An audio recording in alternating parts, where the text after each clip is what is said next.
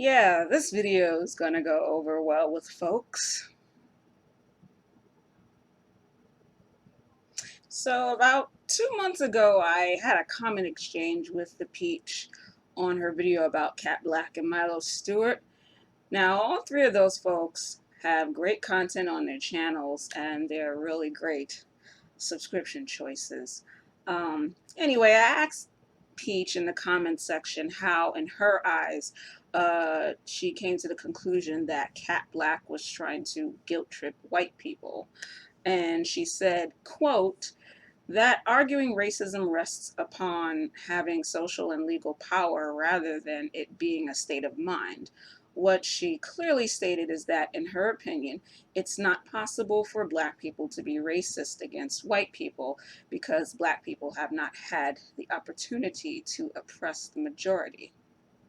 Now, I was a bit confused because racism kind of does rest on having social and legal power. I mean, at least as it functions here in North America. It's not just prejudice or bigotry against a certain ethnic group. In the States, it's a social construct perpetuated over the centuries since this country's existence, based in the belief of the superiority of white people as a group over all non-white peoples. And that's expressed not just through prejudice and bigotry, but genocide, lynchings, discrimination via segregation of communities, redlining, gentrification, the former black codes, housing covenants, police brutality, the school prison pipeline, broken glass policing, stop and frisk, etc., etc., etc. Now, black people have always been a minority of the US population, and historically, we've never had the capacity to institute any sort of racial supremacy via legislation or any capitalist means. Um, most institutions in our society were built on the backs of black slave labor. Um, we're not the majority in Congress or the Senate enacting legislation that oppresses or discriminates against folk. We're not in a position of power to perpetuate any notions of racial superiority via political and capitalist means, like I said. So, therefore, we cannot be racist towards white people. There, I said it. And maybe it's just me, but there's something about the wording of Peach's response. It kind of suggests that if given the opportunity, black people would oppress white people, which, I mean, if that's what that part of her comment is implying, that's not even historically accurate. Post-emancipation and even now, you know, exceptions being, Nation of Islam, probably, and the new Black Panthers, or hell, even one of the old Black Panthers, Eldridge Cleaver, before he went Republican. Now, this whole issue has made me think about whiteness, mainly because when white supremacy is criticized, many white folks will become defensive and strawman their critique, reducing it down to just attacking all white people over skin color, not whiteness as the racist construct that fuels white supremacy. So, whiteness is not about skin color, or I guess just about skin color. It's an ideology based on beliefs, values, behaviors, and attitudes based on the belief of the superiority of white people as a racialized group.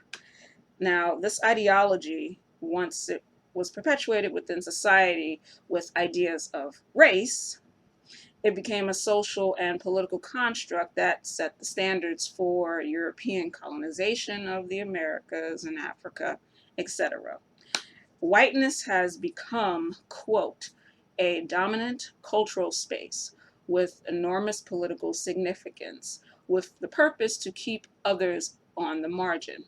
White people are not required to explain to others how white culture works because white culture is the dominant culture that sets the norms.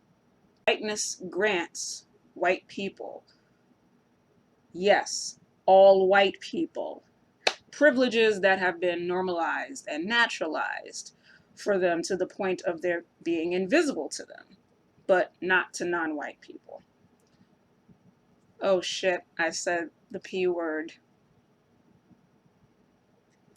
Very often, white folks will ask, most times in a very condescending way, what privileges they have for being white, as if things like not having to worry about being killed by the cops for being the wrong ethnicity in the wrong place and time, not being subjected to being suspended from school at a higher rate than your other schoolmates, and serving less time in prison for crimes than black convicted felons, being shown more housing opportunities than black people, attending schools with more monetary and educational resources, never having to worry about representation in every type of media.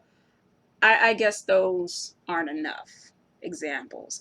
And if one is in denial about those simple ass examples, there's really no way that a more nuanced conversation can even happen. Now, we all know that race is a social construct and it has no biological value. And well, it's the same for whiteness. It's a social construct that all white people socially benefit from. Now, that's not an accusation or casting of blame of all the woes of the world, nor is it an attempt to incite white guilt. And that's why saying, yes, all white people isn't a racist or even a racially bigoted statement. It's just a statement of fact. It's not original sin either because, again, whiteness is a social construct, aka a learned thing, a learned phenomenon. It's not something inherent in one's DNA. And white people as a group aren't inherently racist or bigoted. No group is born racist or born bigoted. So, in knowing this and understanding that culture is king, why is it still so hard for some to understand and come to grips with? I think it's because, nobody wants to entertain the idea of being complicit in the oppression of others. It's not even something, it's not just think, I know this, I know that, but not entertaining it doesn't make it disappear. And it's in the lack of doing some self-reflection that this construct, whiteness, continues to be perpetuated. It's also why colorblindness is useless and harmful, because if you're blind to someone and the challenges that they face in their life, you cannot see them or help them. If you are blind to someone's identity and to your own implicit race biases you've internalized, you cannot see them or truly be an ally to them. And in not deconstructing your own implicit biases, you just project them, you perpetuate them. And then that's when one says racist things like black people have a victim culture, or claim that white supremacy is just a myth.